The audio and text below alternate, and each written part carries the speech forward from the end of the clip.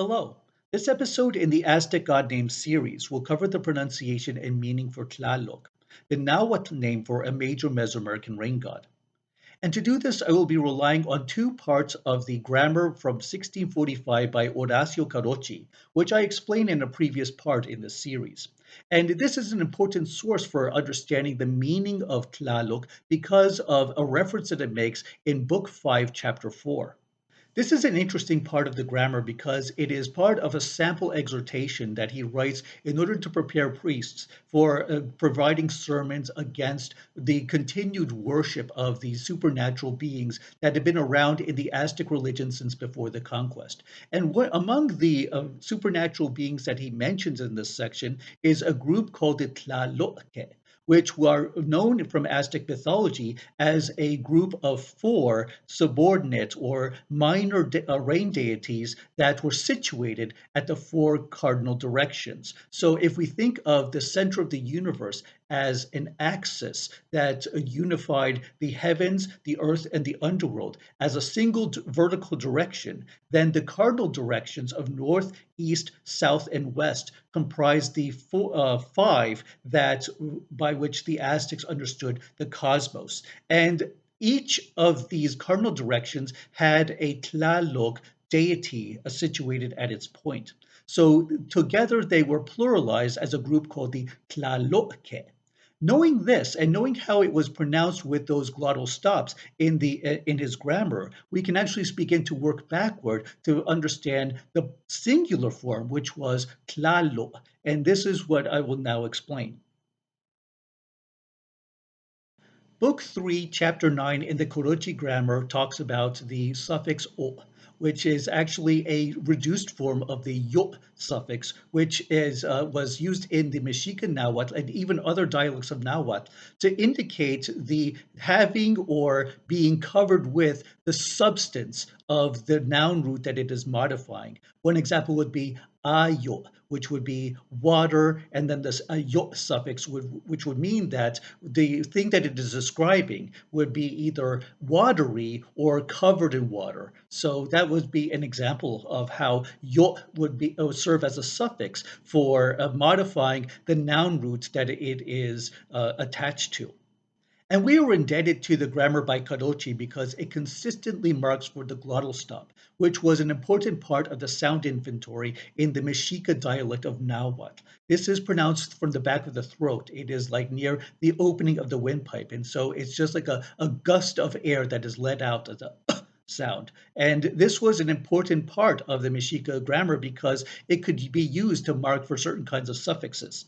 What happens in Nahuatl, many dialects of Nahuatl, is that when this yo suffix, or when the y follows an l from a previous stem, the y tends to assimilate to form a second l. This is called assimilation in linguistics. And this is what we have when the yo suffix is attached to the root for tlal, which is the Nahuatl word for earth. This is the noun stem for earth. So what would have been pronounced Tlāllò because of those linguistic phonological rules became pronounced as Tlālò instead.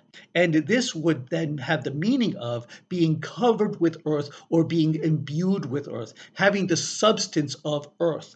That is the most direct translation for what Tlālò means in its singular form. What we see consistently in the colonial writings is that Tlālò, even though by principle it should have been spelled with two L's, is almost always spelled with a single L. It is possible that the second L is dropped from this pronunciation, which would be consistent with some of the rules for Nahuatl grammar. So we can at least explain that. The part that is harder to explain is how the that glottal stop at the end of the noun became replaced with the k, which there's no real definite answer on. But I think that finding a translation through earthen, something that is something or someone that is covered with earth or made of earth, is the most convincing translation for how to break down and how to explain the meaning and the origin, the etymology for the name of this rain god in Nahuatl. So I find it rather convincing, and this is the one that I will hold to.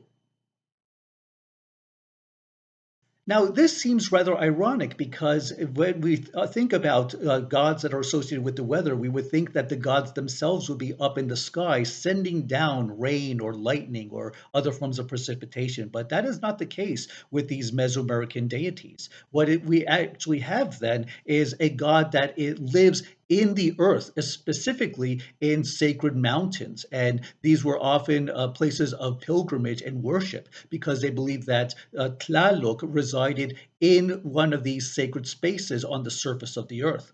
And so he was, in a sense, literally covered with earth because he dwelled deep within a mountain. And so the pilgrims and the priests would go there to give their offerings, their sacrifices, and other forms of devotion.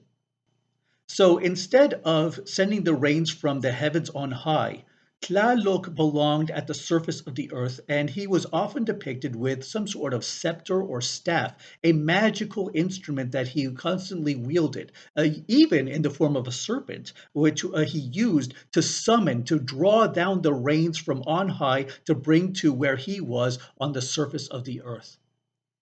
For thousands of years, many of the Mesoamerican civilizations prayed to Tlālòc and other rain gods that resembled him because he was so central for bringing down and summoning the waters in order to refresh the earth, in order to foster and cultivate the crops, the especially maize, which Mesoamerican civilizations relied on in order to maintain massive, vast populations of people in the great city-states and empires that they were trying to support. Therefore, the rain gods were a very important part of the Mesoamerican religions of the past, and they continue to be so into the present. Please like, share, and subscribe to the Eye of the Serpent channel for updates. Your Patreon support goes toward travel, research, and production.